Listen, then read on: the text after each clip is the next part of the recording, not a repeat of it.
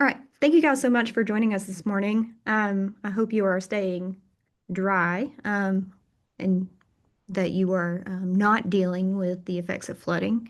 I know that's been a mess for a lot of people. As we get going here, we're going to chat about generative AI syllabus policies. Um, my goal here is to just help you determine where you sit on this spectrum and craft the most accessible and understandable policy just based on your stance. So go ahead and get going. So the importance of including a syllabus policy.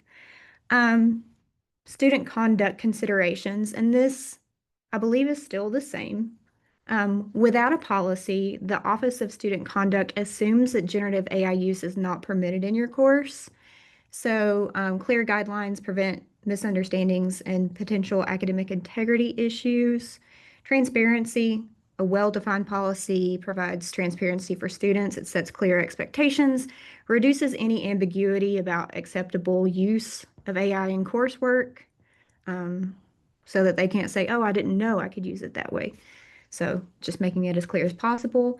And then it's a proactive approach, right? So including an AI policy demonstrates that the institution is addressing current technological advancements. It shows a commitment to adapting educational practices.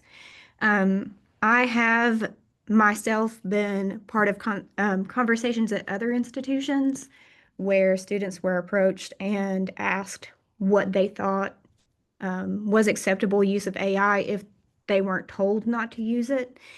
And they made the assumption if they're told not to use it, that they can use it. So it's really important to just go ahead and make things clear from the outset what you deem acceptable or unacceptable. So,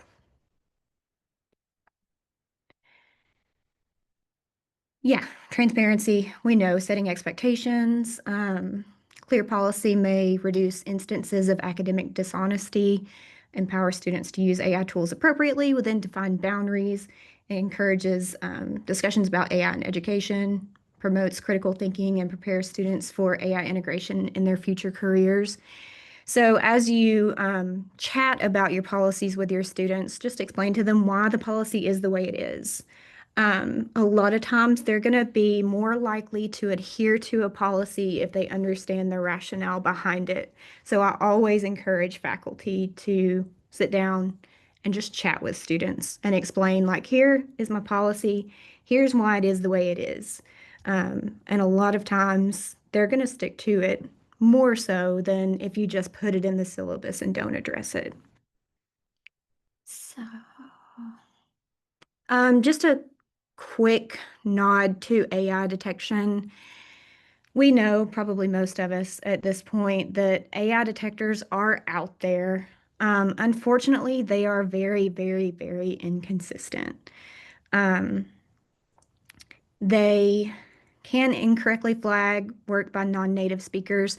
There's emerging research that says it also incorrectly flags work by neurodivergent students, so those of us with ADHD and autism. They may not account for legitimate tools like Grammarly or Quillbot that students don't realize use generative AI. Um, Before a meeting, either last week or week before, I actually put some of my own writing through 3 different detectors just so I could get a gauge. One detector said it was 90%. I think it was 88 to 90%. Another said that it was 0% AI. It was 100% human. And then another one said 0% AI, 100% human. So all of these things run on different algorithms. They're AI tools themselves.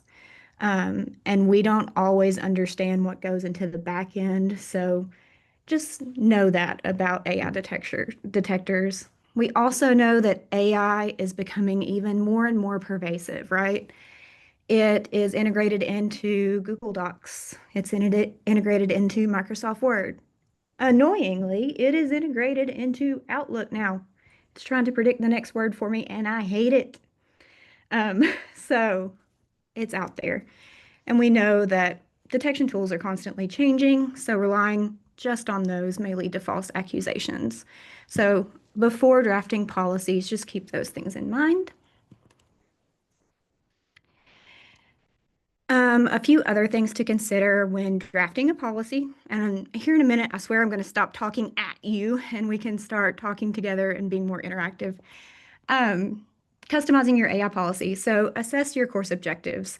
So review those learning outcomes, determine which skills are essential for students to develop without AI assistance. So I went to a conference earlier this year and they described it as this friction. So within any point, any course, there's a point of friction, right? And that friction helps the student learn. If AI use is happening to lubricate said friction, then we got a problem. If AI use is not addressing that particular friction, maybe it's not. That is up for you to decide. So identify any AI integration points. So if you want to integrate AI, find areas where it can enhance learning. Consider using AI for brainstorming or research assistance if you are interested in that. You can draft flexible policies. You can create a policy that varies by assignment. Align AI use with specific course objectives and skill development needs. And then communicate and refine. Like I said earlier, clearly explain that policy to students, be open to feedback, and adjust as needed.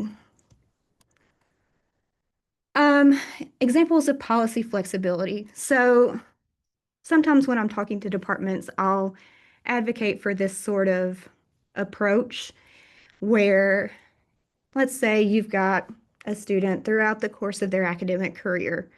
And in those introductory courses, you maybe want to restrict AI use because you want them to develop that foundational skill set.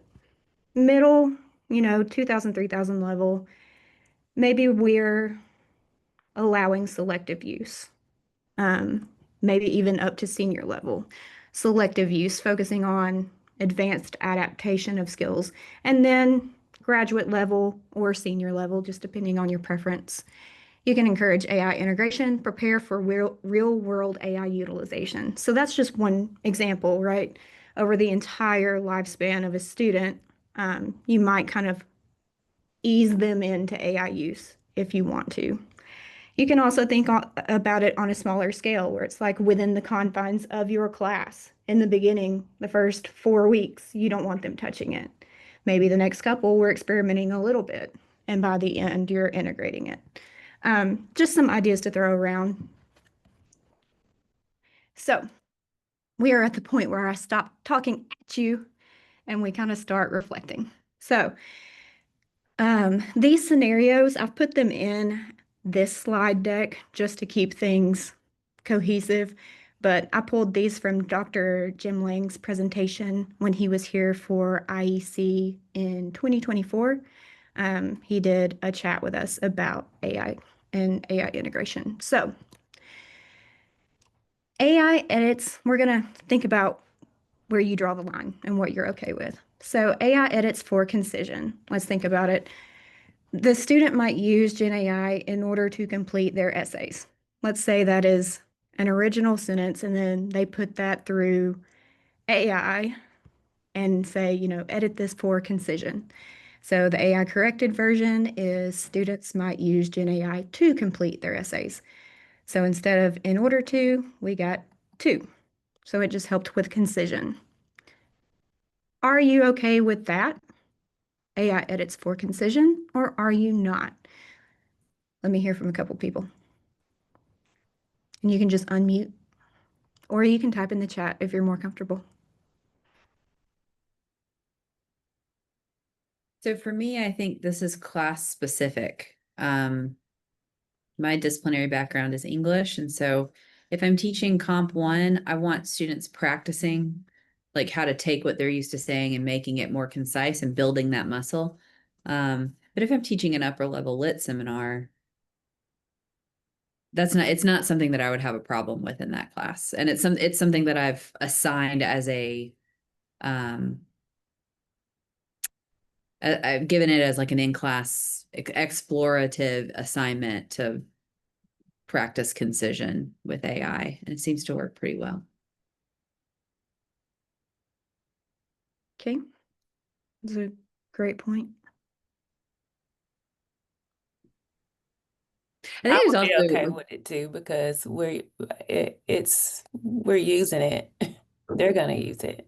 yeah. So learning how to use it responsibly is what I think we should be headed towards. Yeah. Okay. I think there's also metacognitive opportunity there, right? Mhm. I was not born with an academic writing voice. I developed it, and I developed it by reading academic work. But I think another way to do it would be to like, this is how I would say it, how make this sound more academic.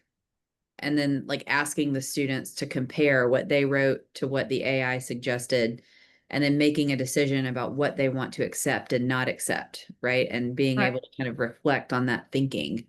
Hmm. You could do the same thing with concision, right? Do you Hmm. like how the AI made this more concise, or are there things that you want to go back and change? Yeah. And I'll show you guys this. I have used it for concision because your girl is wordy. And when a journal tells me that I have 7,000 words, I'm like, what about 12? I got 12,000. So here's a way you could use it for concision that I think maybe helps develop understanding. Help me make this sentence more concise. Do not rewrite it. Just give me feedback and suggest potential options. Hmm. And then colon, there's the sentence.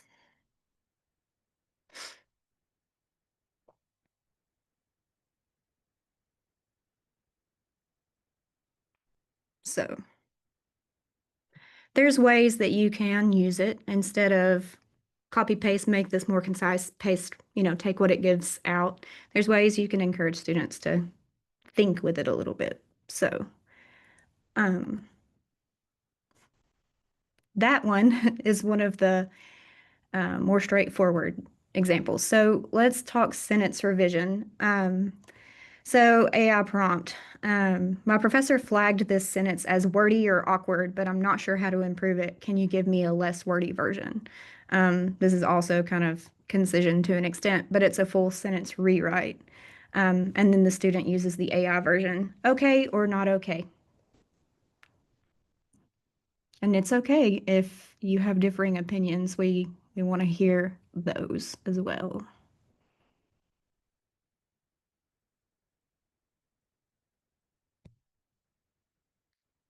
Have I caught you all before you had coffee? So for me, I think this would, I think Jim mentioned this when he came to instructional excellence. Did I only write wordy / awkward in the margin? Right. Because if I did, that's not super helpful to a student who didn't recognize that their writing was wordy or awkward to begin with. Right. And so I'm kind of setting them up to like, okay, I'd love to make it better, right? I've got this resource over here. Let me see what ChatGPT suggests, Mm-hmm. I agree. When I say something like if it's wordy, I'll give them an example. Yeah. Yeah. And so if you don't do that, then yeah, they are using it to learn. Well, you can, I mean, basically, like you said, if they don't have an example, if you haven't given them an example, then they're reaching out for one. Yeah. I also think I'm okay with it in this situation. The idea is still theirs. Like what they're trying to express initially would still be here, is just helping them reword it. So I think for me, that's where we're at with this tool, and helping students, in my opinion, work with it still from a starting place where they have thought and engaged with the content, but might need this tool to help them refine something. I agree Yeah. with, Oh, sorry, go ahead. sorry, too. I agree with Megan's as far as, um, you know, that part, but I also come back to what Heather said initially, is what is the objective of the course? So is the objective that that sentence, is their thought actually meeting the objective of what you wanted? Is that the point? Or is it their ability to write concisely? So,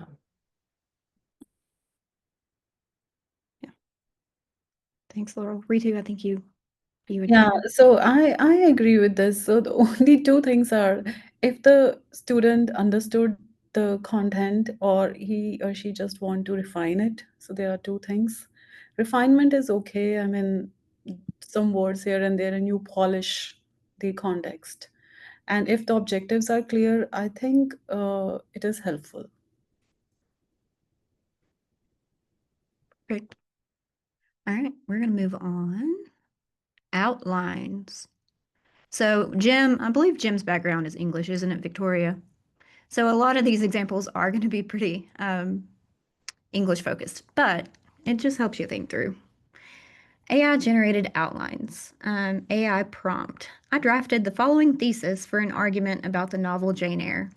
Can you give me an outline for how to support it? And then the student drafts the paper from the outline. Acceptable or unacceptable, and why?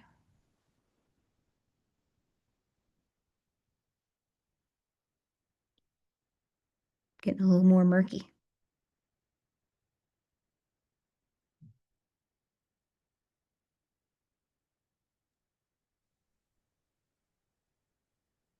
I feel like this is one that comes back to the learning objectives for the course too, right? I mean, if it's a Comp 1 class and this is the muscle I'm trying to get them to build, it's maybe more contentious, right?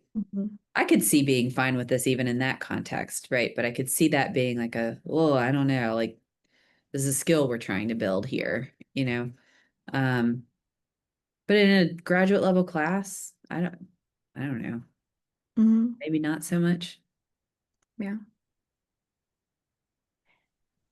And like maybe it also has to do with like what I'm noticing about the students' ability levels and their investment in the class. You know, as you go Mhm. through the course, right? If they're all invested, they're doing good work, right? Maybe I can present this as like this is a good resource or a way to approach this if you're comfortable with it. But if it's a class where like no one's doing the reading and they're not contributing to conversation and I'm just having to like really pull work out of them, like Mhm. you know, we might be needing to go back to some basics and get you to where you need to be before we start trying to offload the hard work. Yeah. For me, and this may be the researcher in me, if you've drafted a thesis and that is your argument and you're trying to provide evidence for that argument, you need to be the one to figure out what that evidence is and how you're going to support that argument. So for me, like even at upper level, I feel icky about this. And that's me, you know. Other people can feel free to disagree. But like when I'm building out, you know, I've got this research question and I've got to defend my methodology. I've got to defend why I used a certain theoretical framework. That's stuff that I need to be able to do. And by outlining it, I feel like I may be outsourcing too much. I don't know. That's me though. I know some people use this for like brainstorming. Like you come up with it and then you compare what they came up with it. Yeah, that's fair. As I'm, thinking about this, and thinking about it for my courses, I think it's important to emphasize to students that AI can be wrong. And so especially when you're thinking about, in this example, outlining a thesis, is that being aware of the limitations of AI, that AI doesn't always generate or produce, for example, good hypotheses or good predictions, and so it's on you as a researcher to be able to recognize that. So I think going in, and so because I agree, I think AI can be great for helping students brainstorm and think about ideas, but they also have to recognize that there are limitations to AI, and they should assume AI is wrong until they can verify it with other sources. And so I think that teaches them how to use AI, and also put in my policy that they need to cite when they use AI and document how they use it. And so that kind of gets back into practicing good science in the sense that you're documenting your process. If you're using AI, what prompts are you using? What is the output? How was that ultimately integrated into your final work, if at all? And so that creates intention, and it also is reflective of, at least in my field, in some journals are requiring, if you're using AI, you need to provide, either incorporate it into the methods like any other methodological tool, or you put it in the appendices so you can actually document how the AI was used in your work. Right, exactly. Yeah. So I think expecting students to cite AI if they use it is another way to, also teach that transparency, and also emphasize that AI can be an effective tool, but you have to learn how to use that tool. All right. Yeah. Yep. And as Shantith put in the chat, APA provides instructions on how to reference AI use. I think MLA does as well. Most of the big guys have some sort of way of citing it these days. So let's go. AI generated theses. I need, let's say this student puts this into ChatGPT. I need an argumentative thesis about how social class affects the plot of Jane Eyre. I needed to italicize that and I didn't. Give me at least 3 possibilities. And then student chooses one and drafts the paper on her own. Or his own. Their own.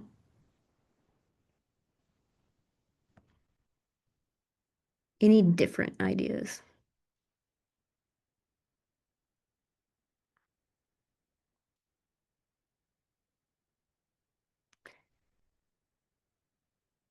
For me, this is similar to this last one. Your argument and your thesis needs to be yours. For me. So was the idea that social class affects something in the plot, is that their idea or is that the assignment? That's the assignment. Because I think that would make a difference. Yeah, it certainly would. That's a great point. I think the way Jim framed this, the assignment was write something about social class and Jane Eyre.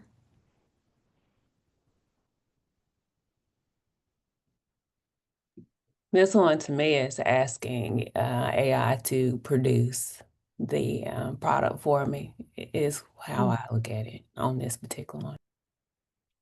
Okay. That's fair. All right. So as we have thought through these things, now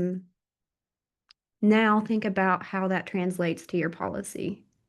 Are you okay if you're one of those who are like, yeah, I'm okay with it for these purposes, but not these, then maybe you're around options 2 or 3 here. So these are sample policies that were provided by the Office of Student Conduct, basically. Option 1 is free use, so students may use generative AI without citation requirements. I encourage questions about effective AI integration for learning. AI assistance permitted with proper citation is option 2, and quotation marks using the course's accepted citation style. Option 3 is limited use. AI use generally prohibited except for specific assignments and with explicit instructions on usage and citation. And then use prohibited. So AI generated content is strictly forbidden. All works must be original, and violations result in honor code referrals. So think about which of those best aligns with your teaching philosophy, your course objectives, institutional guidelines, really. These are the guidelines, is choose one of these. Consider which option supports your students' learning needs while maintaining academic integrity. So I've got this link down here, and I'll put this in the chat. On this page, we have all of those syllabus statements kind of in their full text chat. So you can launch those. Yes. So what we're going to do is at this time, I'm going to have you craft a rough draft of your policy. Then we're going to pair up for feedback and then come back. You're going to share and discuss, as you're in those breakout rooms, and then we're going to come back as a group. So for right now, take 5 minutes and just write out an initial draft of your policy. Let me grab a timer, 5 minutes, and I'm going to mute myself. You guys write.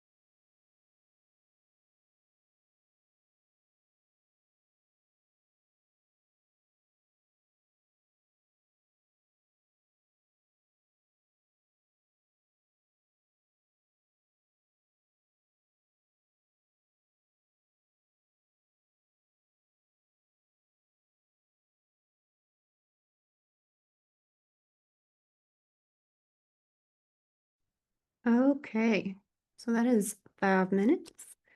All right, so what we're going to do now is let you take your draft policies. And I think Victoria has breakout rooms set up. We've paired you with somebody that's not in your department. So the goal here is share that policy with them and see if they have any questions. They're going to kind of act like a student.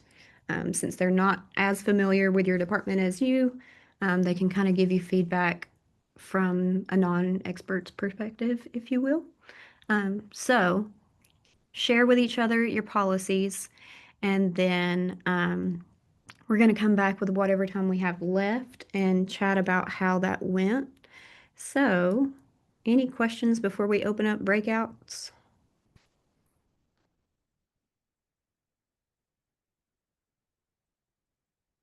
Okay. Hearing none. Let's see. 7 minutes. You think? Yeah, rooms are open. Yeah. So come back in 7 minutes.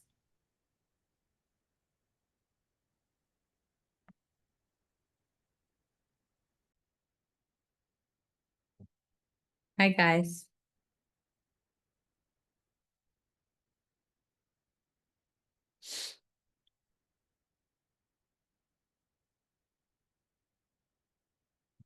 It seems weird in these meetings, no one turns their camera on anymore. It's Yeah. like I like to see you.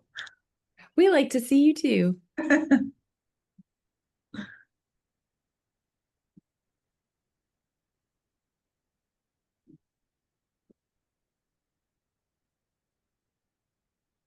Yay, more faces.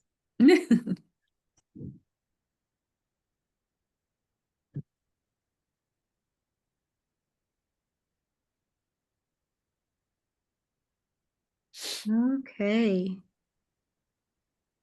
All right. As everybody's coming back, we just have a couple more minutes. So how was that? How'd it go? Was it helpful? I'm interested to know how many people are feeling like those like 4 options are really fitting the bill and giving you what you need and like, great, done and dusted, right? And how many are like, nah, that doesn't really fit. And like being able to workshop with somebody ended up being like a useful practice. Yeah, it fits like the second option, the limited use Yeah. of AI, because in science, you have to restrict the free use of Gen AI.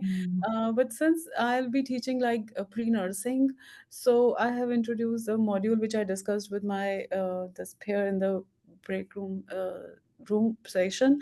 It depends upon the, I think, stream which you are teaching. If you are giving a free hand, use Gen AI in all your courses with proper acknowledgement and citation, or if you are like only allowing the limited use of AI, so I'm only applying a limited use policy, which like suits my coursework, and at the same time gives students an opportunity to learn new technology and how to integrate. So yeah. Did anybody else go off the rails and write a more nuanced policy? Darren. So one of the biggest issues for me is how to know if students are complying with the policy and what to do if we believe they're not. There.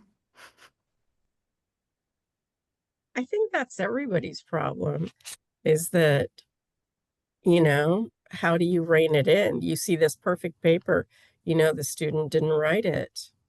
You know, but proving that, because you know, I teach Spanish, so it's impossible for a second year student to write a perfect essay that looks like someone who's a native speaker wrote it. But how do you prove that, especially to a grade appeal committee that doesn't speak Spanish and wouldn't know that? Even if I say it 100 times, they'll say, well, how can you prove that? One thing I've read through, there's some examples on the Walker Learning Center, And there was a University of Tennessee, Knoxville one that I liked.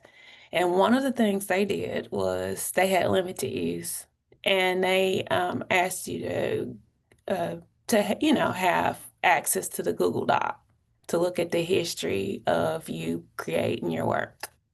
And I thought that was a good idea because even though you still can't prove it, I mean, it may deter them if you have access to the history of them working on that Google Doc. So I thought that was a good idea because, again, like you all are saying, you can have all kind of policies, but you don't know if they're following it. Yeah. During summer or around July, I subscribed to ChatGPT for 1 month with the 200